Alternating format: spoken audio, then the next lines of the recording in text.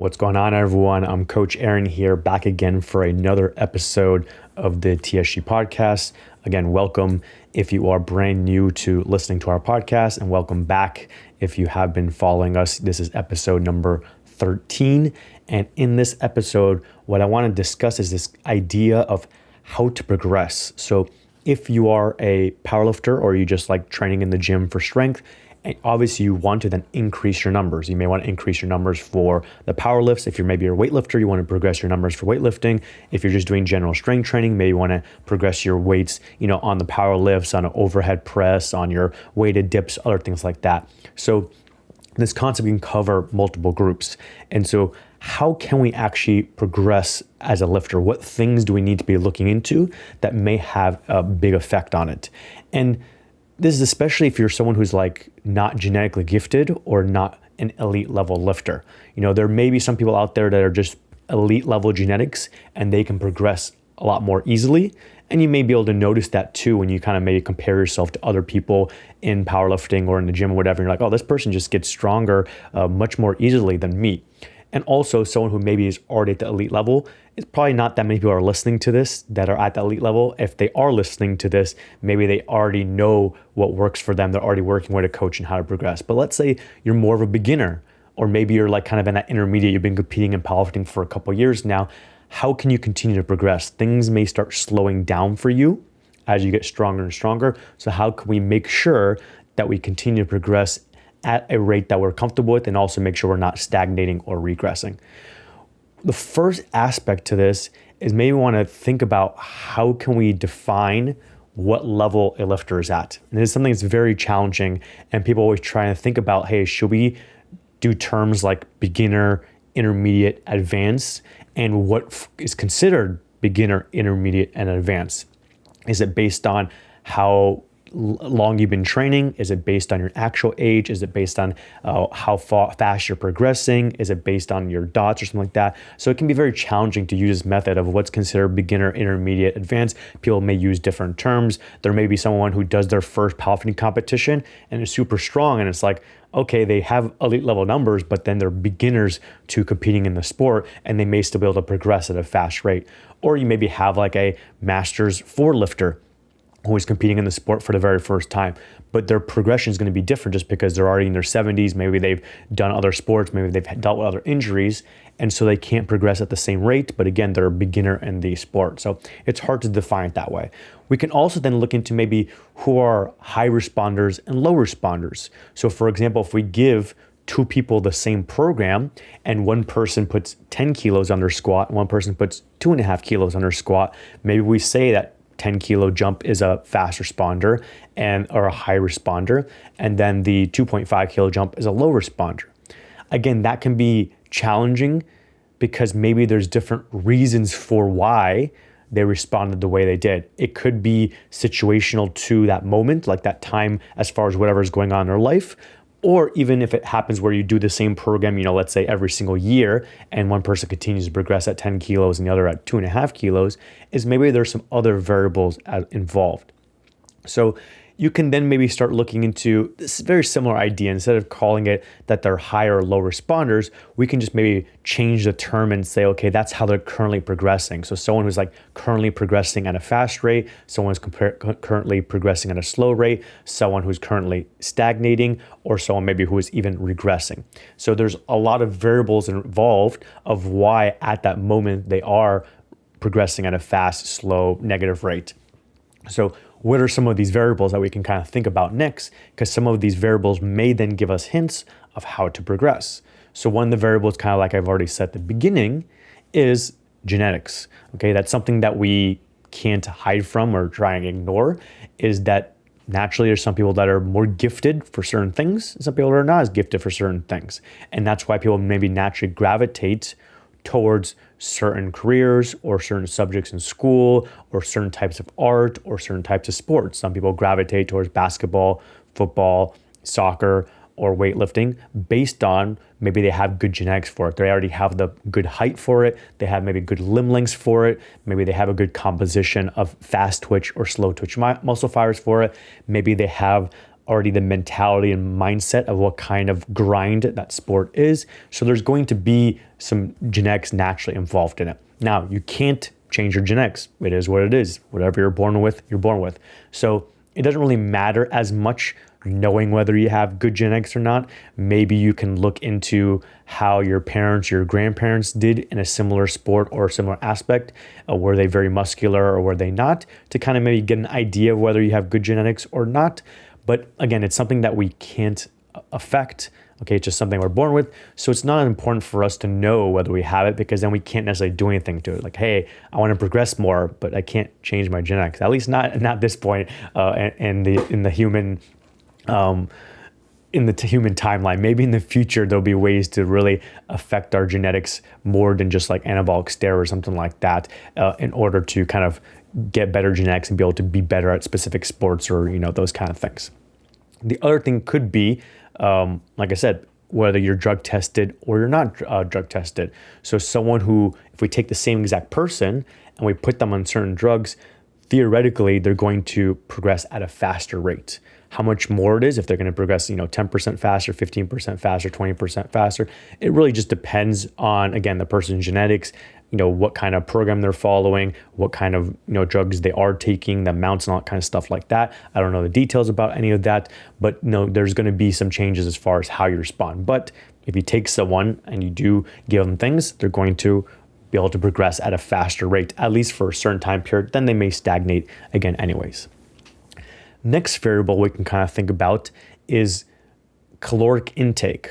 Okay, so this is something that you can control, and maybe something that people don't always think about, but it is something you should look into, especially as powerlifting gets more and more people involved and it becomes more and more competitive. We have to look at all these other variables. You can't just be like, oh, well, I go in the gym and I train 4 times a week on a powerlifting program. That's not going to be enough. You're going to have to start looking at more levels and doing more things correctly in order to keep up with everyone else. So one thing is caloric intake. So if we take the same person and we take them on the same program, and let's say we run the program for 12 weeks and they're in a caloric surplus and they make 10 kilos of progress on their squat. If we were able to go back in time, back to when they started that program, and then put them in a caloric deficit, then they're probably not going to progress that 10 kilos. Maybe if they're a beginner and they're learning technique and everything like that, they can still progress it. But if they've kind of been already training for some time, they already have their technique down, they've already done some programs, they may not progress those 10 kilos anymore. Now, if we go from like a 500 calorie surplus to a 500 calorie deficit, they may only progress 5 kilos, 2.5 kilos. Maybe they don't make any progress. And so what may appear like fast progress, you're like, oh, that person's just genetically gifted. It could be their nutrition, and maybe that they're in a caloric surplus, they're able to feed their body more so they can recover faster.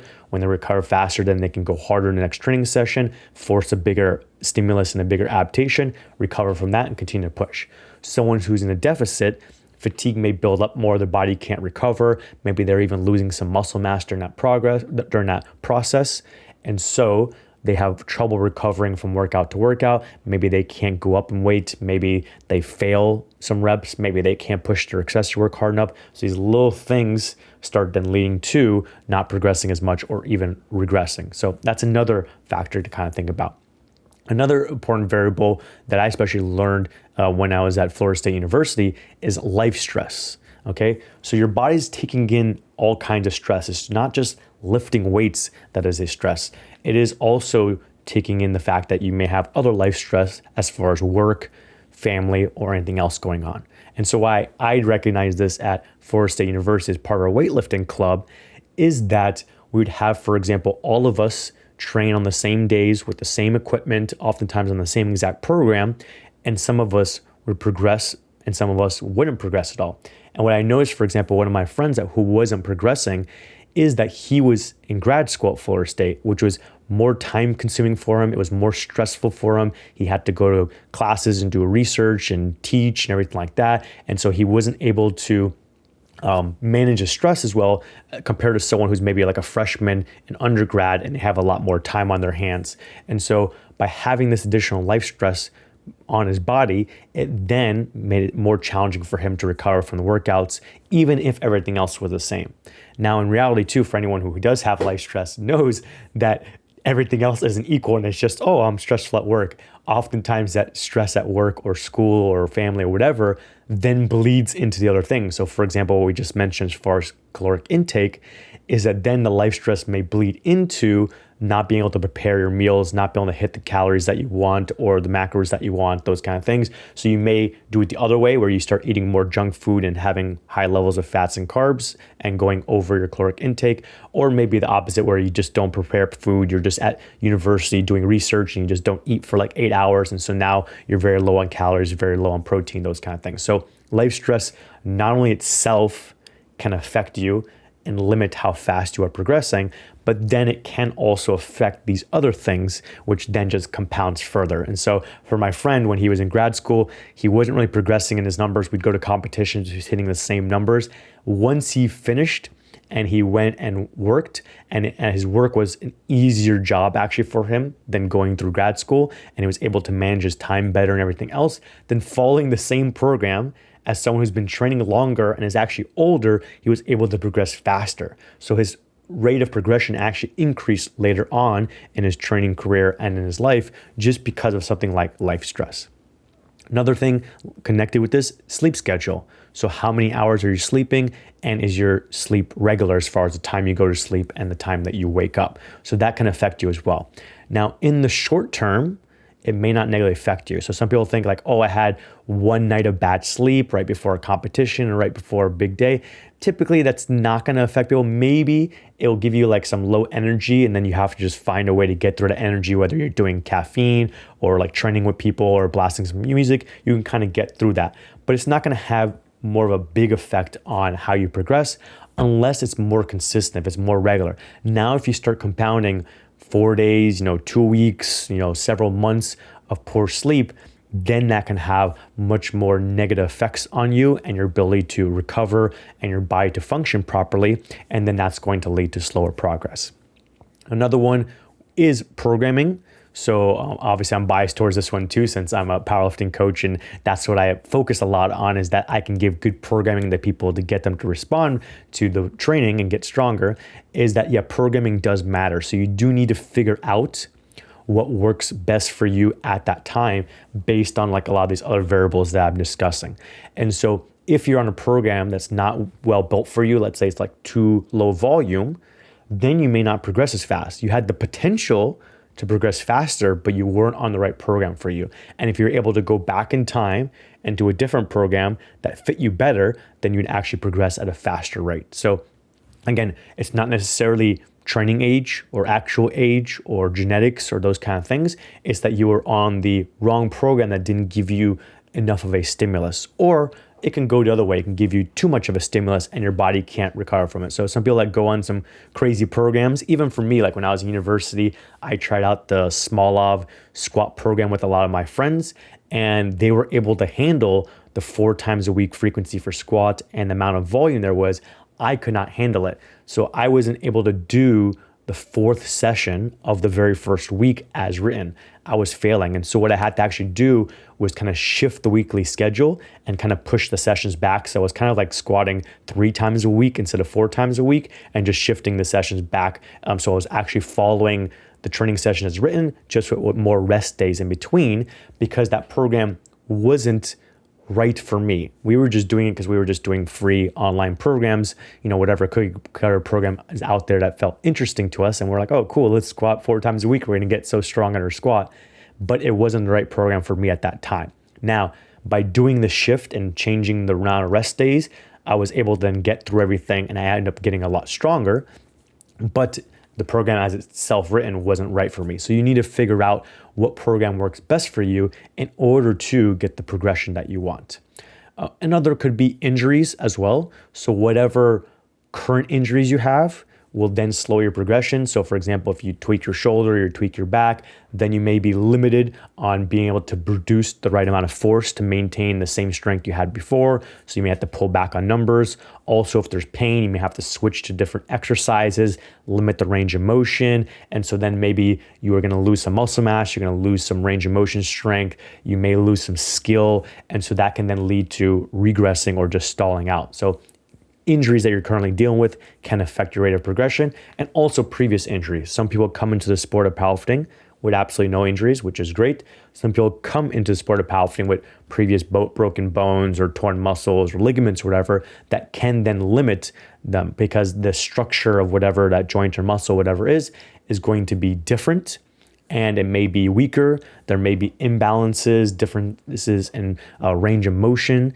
There may be, also things where the injury can then happen again, and then you can have a setback. So that could be another variable. Now, there's more variables beyond that, but I kind of want you to first think about some of the variables that are involved with how you can progress faster and slower. So we went over, genetics, caloric intake, life stress, sleep schedule, programming, and injuries. And then there's going to be ones where you can't control, like you can't control your genetics. Sometimes you can't control your life stress. If it's a tough time, a tough week or tough month at work, it is what it is. If you're going through university and getting a degree, it is what it is. If you have a toddler, it is what it is. You can't always affect that life stress when sometimes you have to do what you have to do. But you can have a bigger effect on your caloric intake. You can have a more effect on your sleep schedule, hopefully, on your programming, on making sure you don't make bad decisions that lead to injuries, those kind of things. Okay, so now with those kind of variables in mind and this idea of are we a fast or slow progressor right now, and how can we maybe shift towards being a faster progressor, or maybe make sure we don't fall into slowing down our progression or stalling out. Let's think about some things that you should avoid. Okay, especially if you are a beginner to strength training, a beginner to powerlifting, you should avoid these things. But some intermediates do make these mistakes as well, for what I've seen. And again, by intermediates, maybe if you've been around for a couple of years, you've kind of gone through those beginner gains, you've done some competitions, you try out some different programs, you work for some different coaches, people still make these mistakes. And every once in a while, you may even have some elite level lifters who make these mistakes, though not as common, because at that point, they've hopefully figured out what works best for them. They've kind of maybe already working with a coach that's going to direct them in the right direction for their goals.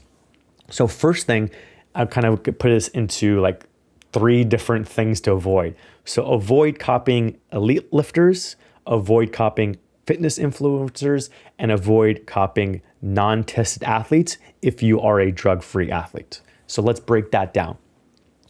If we just go with the last one, let's say you are a drug-free powerlifter, is you want to be careful about just copying exactly what someone who is not tested is doing. The reason for this is because you don't know what they are taking and how that may affect their ability to recover, their ability to put on more muscle mass, their ability to lose body fat, those kind of things. So if you just go and blindly copy what they're doing, you may not be able to recover the same way they do. You may not be able to go into a caloric deficit, lose body fat, gain muscle mass, and get stronger in all your lifts at the same time. But maybe someone who's taking something, they may be able to do it. So you can't just go and say, hey, I'm gonna go find the strongest person and I'm just gonna go copy whatever they're doing. And then it turns out that they're not a drug-free athlete and you are a drug-free athlete. So if you fall into that category, you're a drug-free athlete, you're more of a beginner or intermediate level, you want to be weary of just going to like whatever strongest non-tested athlete you see in the gym or online and just copying what they're doing. Now, this also goes into what I said as far as like fitness influencers, okay? A lot of people follow a lot of fitness influencers online and they see the workouts that they're doing and the programs that they put out, and maybe you want to just copy whatever they're posting online or go do whatever program that they are selling to you. Again, you have to be weird about this because, again, for fitness influencers as well, if they don't compete at all, or maybe they compete not tested, then you have to be careful what they may be taking. So again, it might fall into the same idea as far as a non-test athlete, that if a fitness influencer is just lifting in the gym, they're never competing, you don't know what they are taking and what they aren't taking. And you may also not have the same lifestyle as them. So kind of going back to the idea of the life stress. Some of the fitness influencers make their money through their social media, through the programming that they're selling, through, whatever sponsorships they have, those kind of things. And so, yeah, in some ways their life could be harder, but in other ways, maybe their life could be easier because their training revolves around their job and their job revolves around their training. And if they're more in shape and stuff like that, it may help them with their job.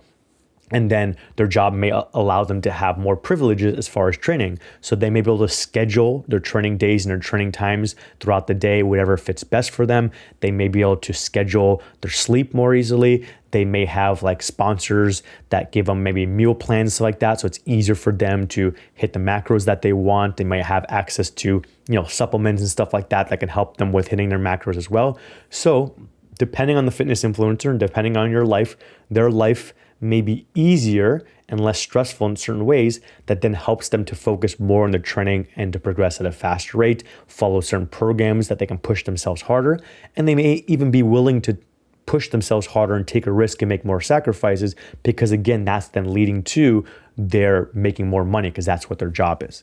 But if you have a full-time job and then you're also training on the side as more of a hobby, you don't have the same things. You may have to train early in the morning before work, late at night when you're tired. You may have to work out during the week while you're also working because you can't work out on the weekends because of family. You may have to, change up how you're going to be able to cook or eat out or skip meals, those kind of things because you're busy in meetings and stuff like that. Your sleep schedule may also be affected where maybe you have to stay up later on weekdays. If you're watching your kids and stuff like that, then you maybe get more sleep on the weekends. So things can be more irregular for you if you have more of a normal life. If you have a regular 9-to-5 job, or maybe if you're working, 60, 70 hours a week for certain jobs, if you have a family and you have to spend time with your kids or whatever, if you're taking care of your parents, something like that. And so you can't, again, just go and copy what this fitness influencer is doing because their lifestyle and their life stress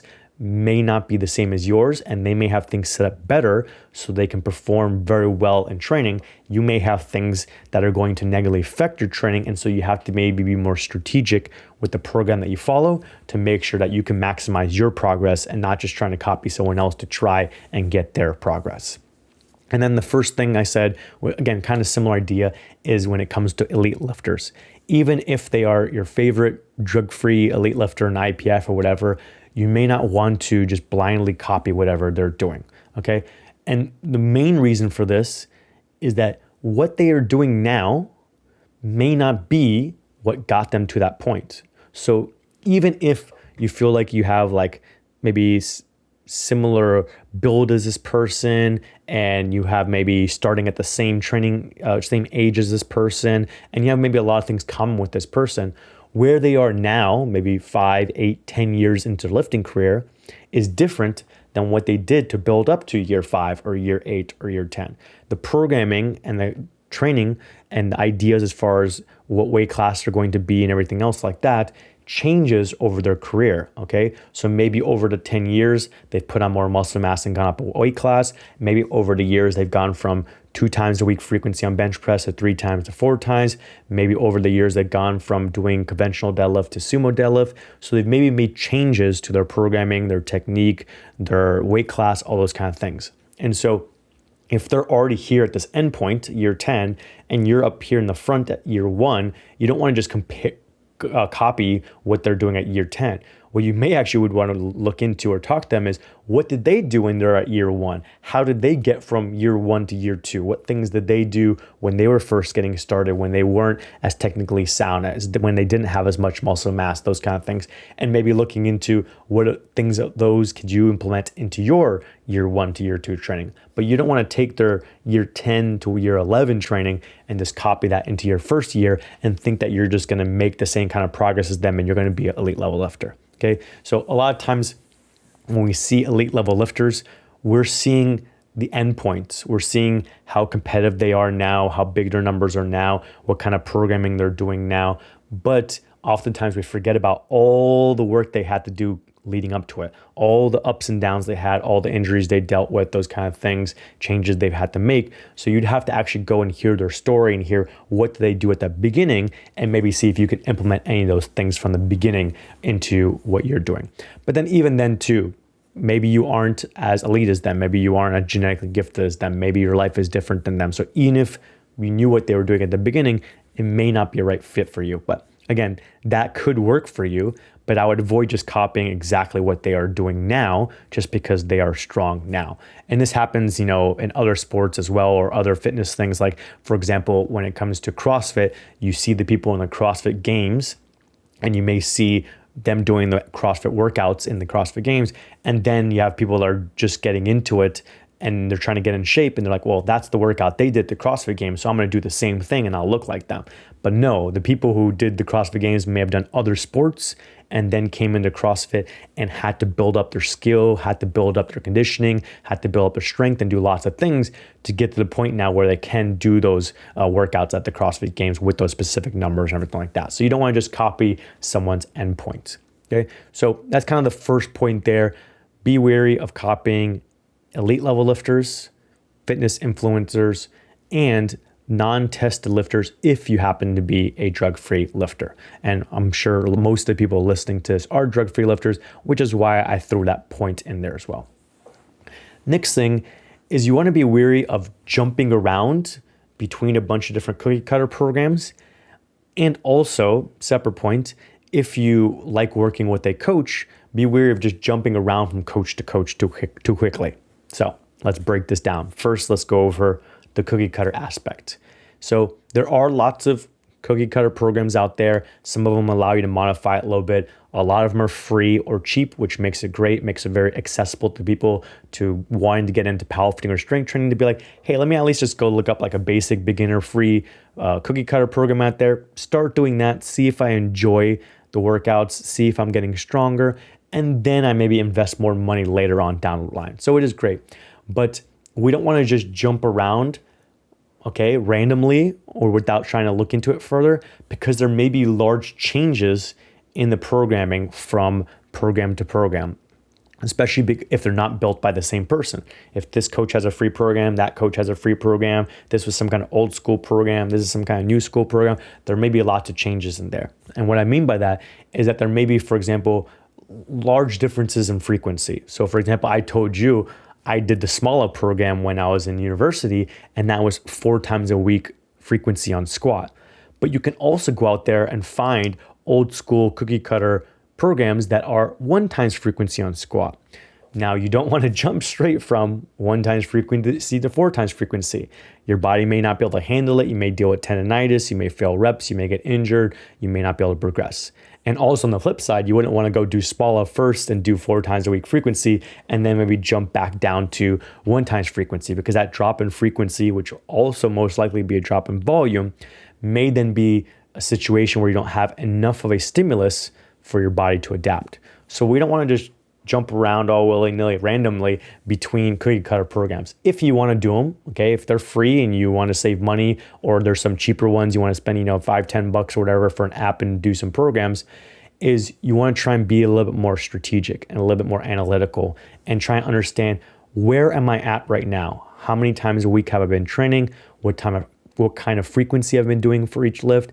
Can I get an idea of how much volume I'm doing, at least maybe number of sets per week for each lift, or maybe looking at the total tonnage that you're doing per lift each week. And then from there, see, am I currently progressing on that? If I'm currently progressing well on 2 times a week frequency, maybe I should stick with 2 times a week frequency and continue to go with that kind of frequency and volume. If I've stalled out on 1 times frequency, maybe I should look for a program that now has 2 times frequency, so I can increase my frequency and volume a little bit to now give my body a new stimulus to adapt. So we want to kind of think of things that way. What is my current state of training as far as what am I doing and how am I progressing? And then from there, based on how I'm progressing, if I'm already progressing fast, let me find a similar program, or just repeat the same program and make some small adjustments. If I feel I'm not progressing fast enough, or if I'm stalling or whatever like that, let me look for another program that's maybe a small step up. We're not taking a huge jump. Let's do a small step jump up for volume, or maybe 1 increase in frequency, going from 1 times to 2 times, 2 times to 3 times, so on and so forth. So we can then be a little smarter in which program we choose to then set us up for success. Okay, so be wary jumping around cookie cutter programs, and you can then maybe look within a coach or a group and they may have different level of programs so that you can maybe, if you're a beginner, start the beginner level and stay with that company and just go through their cookie cutter programs all the way up. So for example, for us at the Strength Guys, we do have an app called Positions of Power. I can link it down below. It's around $30 a month, and it has a variety of template programs in there. And you don't want to just go in there and just pick one. The templates tell you how many days per week it is, how much frequency it is for each lift. If it's off season or in season, you can get an idea of the frequency and the volume that way, and then be able to pick one that is at the level that you're currently at. So for example, again, if you're training 2 times frequency on squat, you can go into the Position of Power app and find the program that is 2 times frequency on squat. You don't want to jump to the one that's 5 times frequency because it's not going to work out well for you. So that way you can kind of, for example, come into our app, find where you're at, start with a program that's where you're at, and also stick with this. You don't have to just do one training block and then leave. You can then do the other training blocks that are like off season to in season, and then maybe 2 times frequency up to 3 times frequency. And over time, you can then use this app for years, build up from 2 times to 3 times to 4 times to 5 times, continuously adding more frequency and volume over the years, not over weeks or months. Over the years, you're going to slowly increase what you're doing to continue to progress. And then that way, you're being more strategic with the cookie cutter programs that you are doing. Now, similar concept when it comes to if you want to hire a coach. Okay, so again, the Strength Guys, we have lots of coaches. I am one of them. You can sign up with us if you like. But what I tell people when they hop on a call with me, so I always tell people, hey, if you want to do a call and discuss everything, we can. So for example, you all listening, if you want to hop on a call, free consultation, we can talk about what you're looking for, any questions you have for me, any questions I have for you. But one of the things I also discuss is that even though we're month to month and we don't force you into some kind of contract or commitment, ideally you want to stay long enough for us to work together and figure out what works well for you. You don't want to do a couple weeks with one coach and then be like, I don't like this, this is not working for me, jump over to another coach. Do that for a couple of weeks, like, this person can't progress me either, let me jump to another coach. Then you jump to another coach, like, this one, I don't like the way they do their programming. I want to find something similar to the first person, let me go find another coach. And you're just bouncing around from coach to coach. Not only does that suck for the coach to have to onboard someone, which is the most amount of effort, and then they leave right away, but also for you, the athlete, is that it's not going to work out well for you. And it's just going to, drain your money, waste your time. You're not going to progress at all. Then you might think like, I'm not genetically gifted, or online coaches don't know what to do or whatever. And no, that's not true. It's that you're not spending enough time to wait and see if it works. So for any coach, we aren't, magicians. We can't predict the future. I can't look at you and say, this is exactly the amount of volume that you need to progress. And then boom, week 1, you start progressing. I have to get background information about you.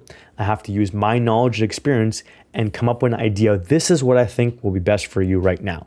And then let's test it. Let's do 4 or 5 weeks of training, see how you're responding, maybe do a test. You can listen to our podcast episode on how to progress in different testing as well. I believe it's episode 7 if you want to check that out.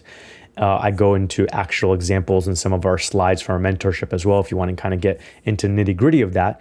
But then we do a test. We see if you're progressing or not, and then we can use that information to make adjustments. And now let's fine tune things more for you. And let's do another 4 or 5 weeks of training, and then maybe do another test and see how you're progressing. Then we can fine tune it more. And over time, we can continue to fine tune it till we figure out what's working for you. So it's not like we figure out what's working for you week 1. We may not even figure out what's working best for you on week 4 or week 6. You may have to invest 8, 12, 16 weeks with a coach to go through maybe a couple of training blocks, or maybe go through a full training cycle to then figure out what works best for you. And so that's what the coach is kind of going through, a little bit of, scientific process here, a little bit of trial and error, because again, we don't know instantly what works best for you. So you need to, when you're deciding to work with a coach, commit that, hey, I'm going to stick with this coach 12 weeks. I'm going to stick with this coach 16 weeks. I'm going to stick with this coach 20 weeks, as long as they're obviously, doing their part of the service and communicating with you and sending the program and everything. Is let me stick with this programming long enough to see if it actually works or not, and see if the coach can figure out what works best for me.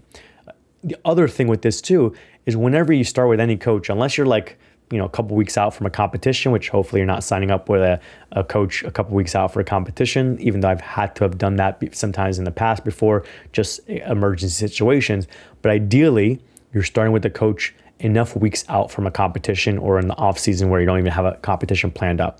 So when you work with someone, we start with typically lower intensity and maybe start with the introductory week where it's low volume, low intensity, low effort.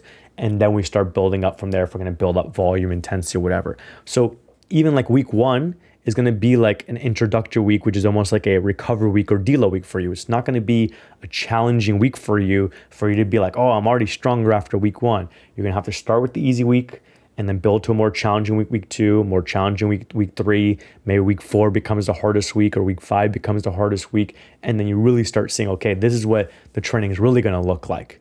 And so you need to go through the process of actually doing training blocks or maybe an entire training cycle and giving the coach enough time in order to figure out what works best for you.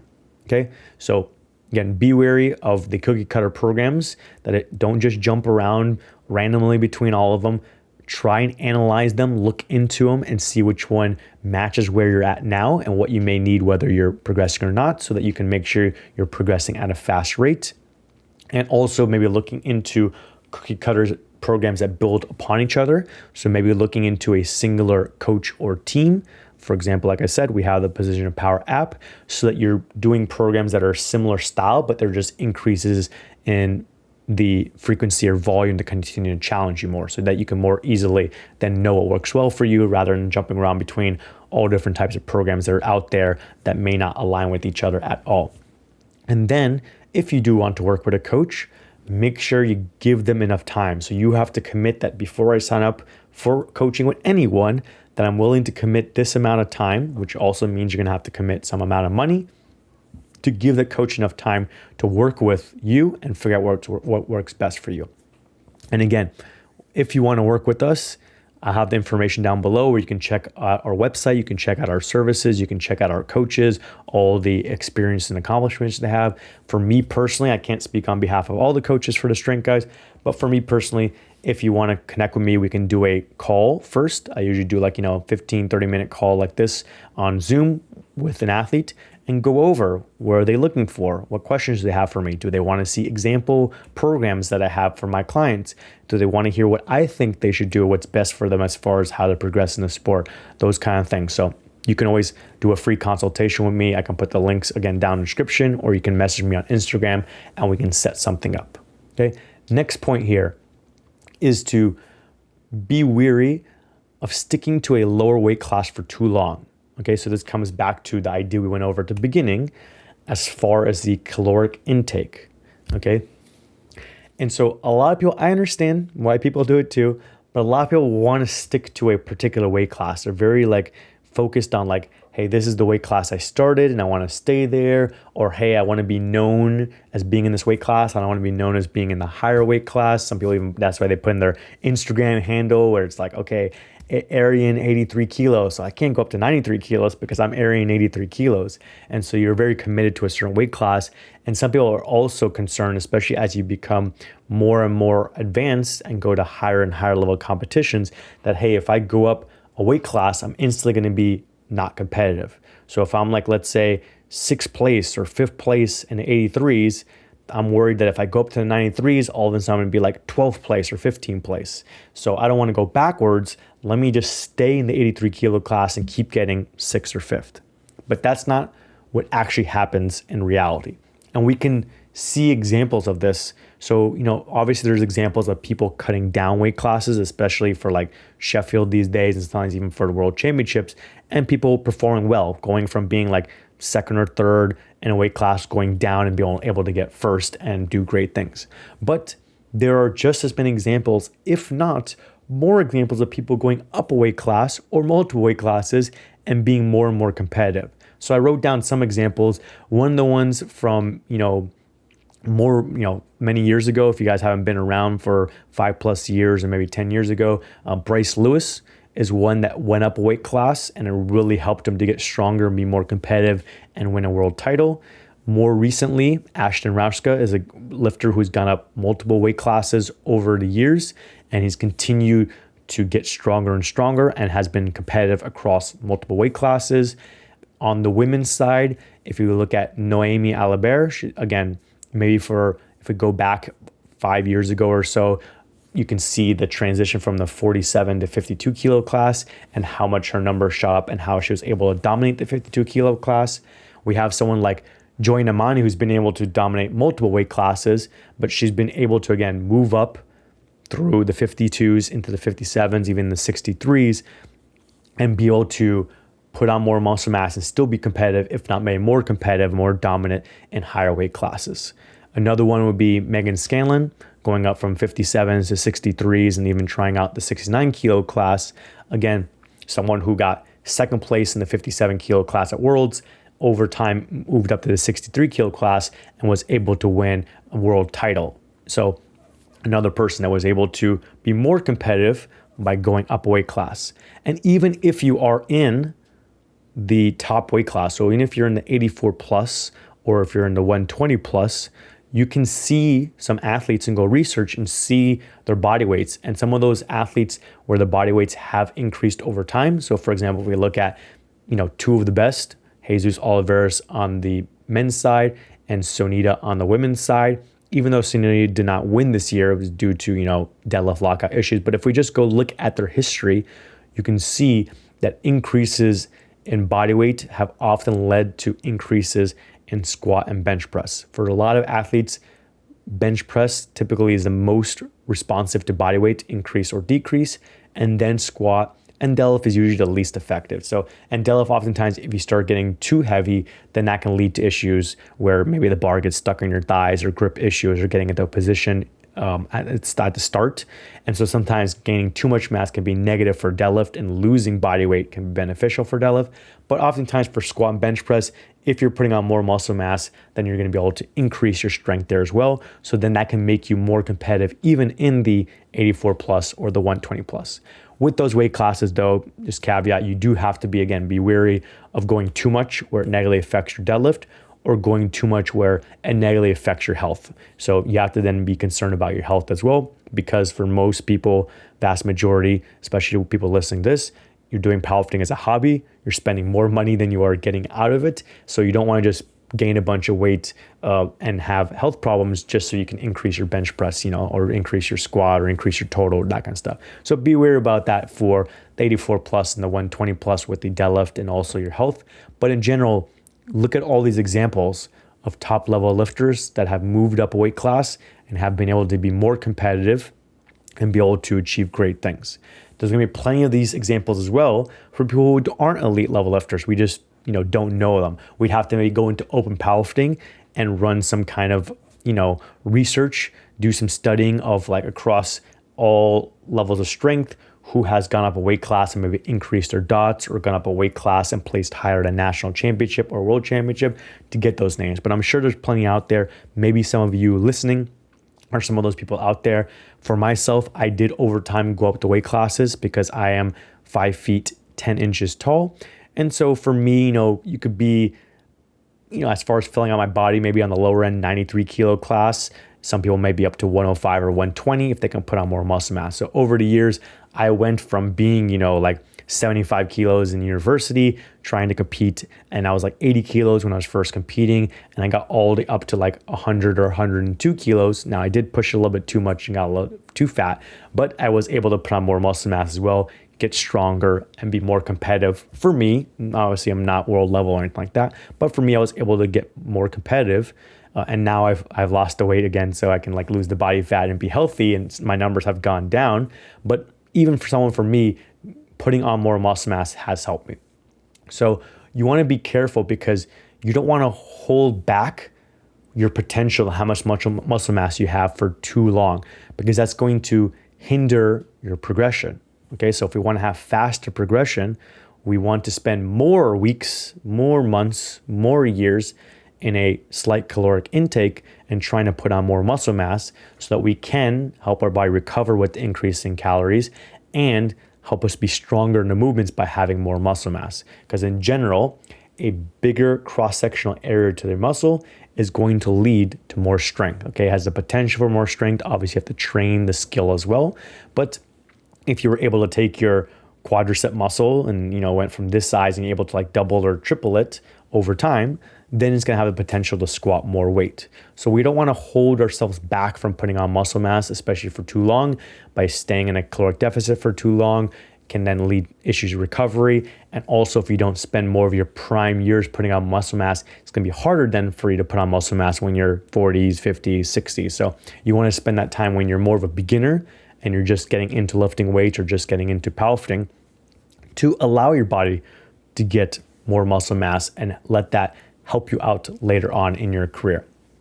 Also, what it's going to do is help fill out your body. So again, someone like me who's 5 feet 10 inches tall, if I go and compete as a 66 kilo lifter, I'm going to be one at a disadvantage because a lot of the 66 kilo lifters might be, 5 inches shorter than me, 8 inches shorter than me, maybe 10 inches shorter than me. So the range of motion on the movements are going to be shorter than mine. They don't have to necessarily do as much overall work. Then they're going to be able to put on more muscle mass because they have a smaller frame. They're naturally going to weigh less as far as their bones, the organs, those kind of things. So they can put on more muscle mass to get the 66 kilos than for me. So even though we're both 66 kilos, they may have a larger percentage of it being lean body mass than me, and I have less of it. So now they have more muscle mass to work with. They can now have the potential for more strength. So now they have to go less of a distance and they have more potential for strength. So imagine you have a car and you're racing against someone and you have to go, 100 meters, they only have to go 50 meters. And also you have 200 horsepower and they have 300 horsepower. So they have a bigger engine than you and they don't have to go as far as you. So it's like knocking you 2 times. So you want to be able to fill out your body based on your height and based on how well you put on muscle mass and also your age, those kind of things. So if you are someone who's younger, someone who's newer to training, and you're maybe taller, more lanky, then you want to spend more time, again, in that caloric surplus, maybe doing some bodybuilding work after your powerlifting work to try and put as much muscle mass on, especially on those muscles that are used for powerlifting. So we want to be building up our pecs, our shoulders, our triceps, our quads, our hamstrings, our glutes. Those will really help us in building up our strength on our power lifts. Okay. Even later on as well, again, for those of you maybe more intermediate, you may want to look into this as well, is that maybe you've kind of filled out a weight class and then maybe you've gone a little bit above the weight class and you do water cuts down. Those water cuts can be harder and harder. The more you do it, you may lose some muscle mass each time you do it, maybe harder and harder as you get older as well. And also then you may want to continue to put on more muscle mass. So now you have to at some point decide, I need to move up. And so it may be beneficial at some point to be like, hey, I've spent enough time in this weight class. I've kind of gotten everything I think I can get out of it. It's harder and harder for me to maintain my current weight, to make the cut down. Let me make the move now up to the next weight class to, again, maximize my frame, to put on as much muscle mass as possible and be able to get as much strength out of my body as possible. And with that, when you start giving yourself more calories and putting on more muscle mass, you then may speed up how fast you're progressing. So now you may go from like a slow progressor up to a fast progressor by bringing in that caloric intake and put on more muscle mass. And then you thought you would be less competitive, a year later, you thought maybe you're gonna go from 6th place down to 12th place, but maybe you're actually gonna be more competitive in the next weight class because your strength is gonna shoot up. Maybe you go from 6th place to 3rd place. Or maybe if you stay the same, maybe you went from 6th place to 6th place and you're kind of the same level of competitiveness of each weight class, but now you are bigger, you're stronger, you're happier, everything like that. So there are still lots of positives that way.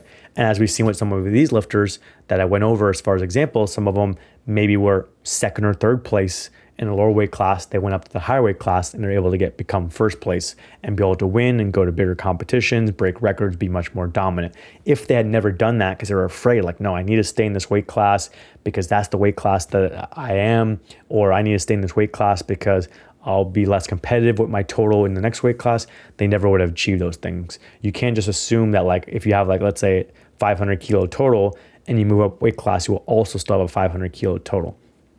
Most likely your total will also go up, and it'll go up faster than if you stay at that lower weight class. So maybe if you stay at the lower weight class for 1 year, you'll go from a 500 total to maybe 510, 515. Maybe you stay just the same level of competitiveness. But if you move up a weight class over a year, maybe you go from 500 to 530, 550. Then also that's just 1 year. Maybe the second year now, previously your 500 went to 515 and now went to like 520. If you're moving up, maybe you go from 500 to 550 to 575. And so now you are, again, being a fast progressor, progressing faster than what you would be if you stay in your same weight class, and you can quickly gain that ground in a new weight class and be more and more competitive in that weight class. And again, maybe more and more competitive than what you were before in your lower weight class, or if you had stayed in that lower weight class long term.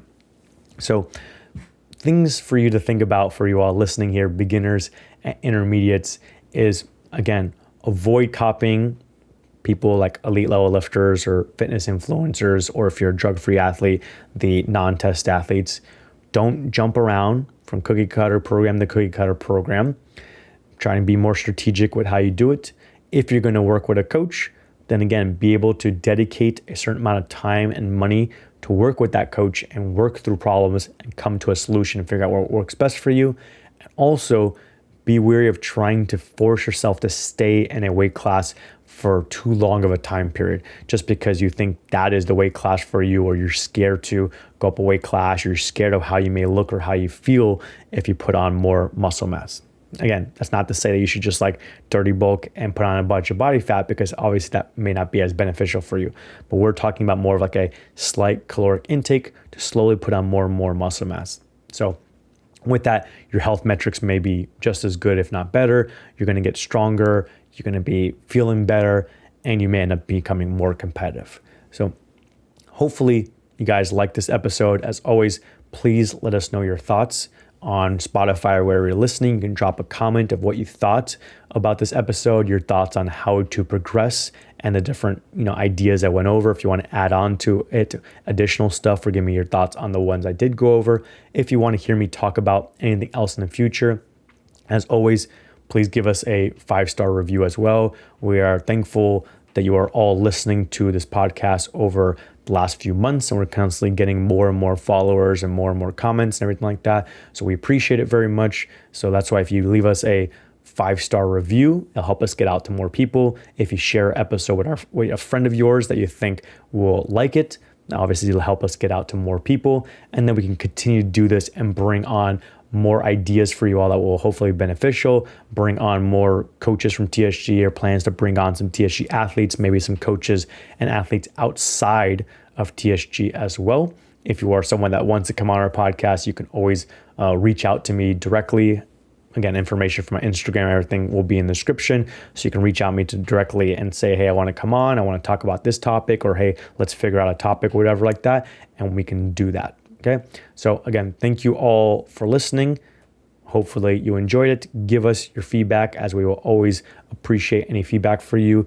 And I will catch you on the next episode of our TSG podcast.